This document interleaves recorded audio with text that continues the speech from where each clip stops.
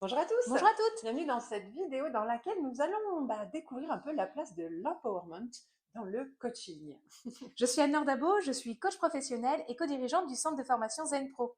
C'est Cineville, je suis psychologue, coach et aussi passionnée par toutes les techniques de bien-être, de développement personnel et on se forme tout le temps et des fois il y a des mots comme ça. Je ne sais pas si vous en avez comme ça, des mots qui résonnent et tu dis ouh, il a l'air intéressant, puissant ce mot-là, quoi. L'empowerment, vous Mais en avez qu'est-ce que sans c'est? doute entendu parler. Alors qu'est-ce que c'est justement?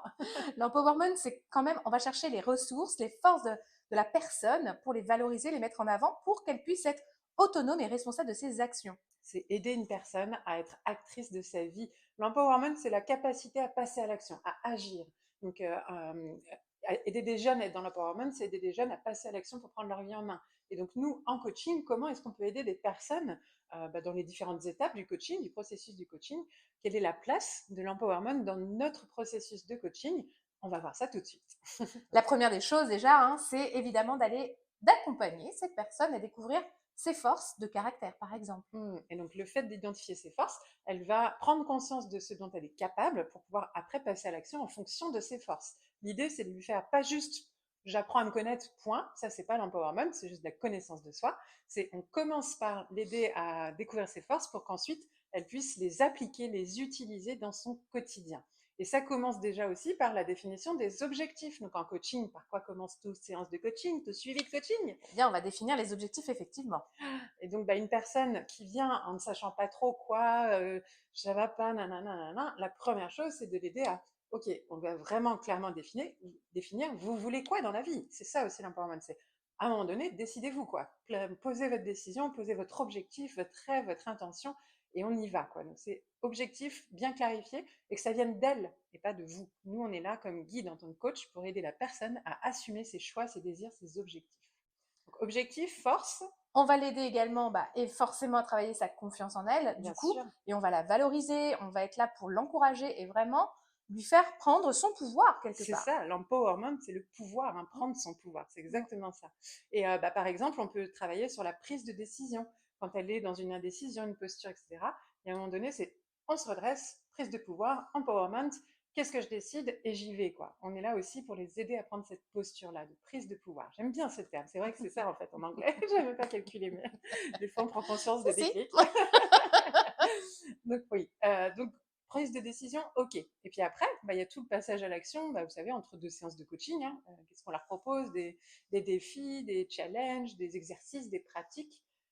Évidemment que nous, on est là pour les stimuler à passer à l'action. C'est le rôle aussi du coach, en fait. On ne choisit pas, c'est leur faire dessiner ce qu'ils vont faire, mais on les stimule pour qu'ils y arrivent.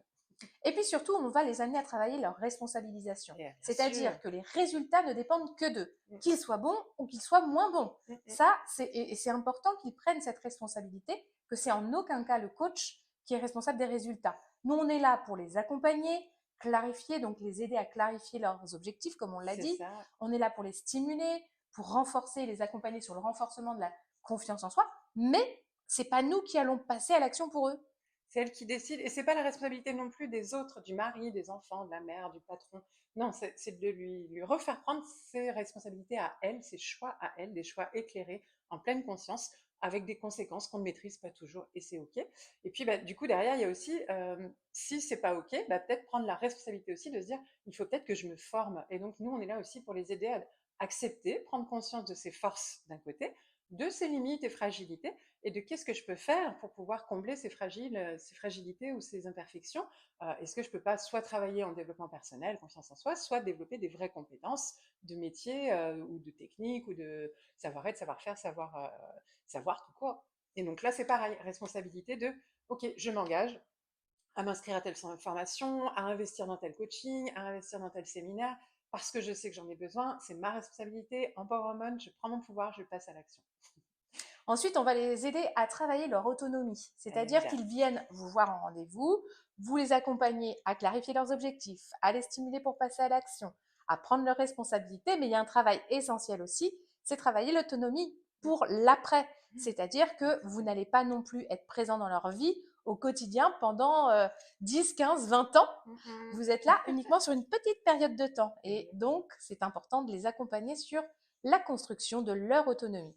Et puis forcément, pour terminer, le dernier point important, c'est qu'on va les aider aussi à accepter que ça vient de leur propre changement, leur propre transformation, leur propre réalisation de soi, du potentiel de soi, que tout dépend d'eux en fait. Ils sont acteurs de leur vie, de leurs choix, de leurs décisions, de leurs actions, mais aussi de leur propre évolution. Et ça aussi, de prendre conscience que en fait, ma vie dépend avant tout de moi et que je vais de moi et non pas que du coach ni de mon entourage, etc.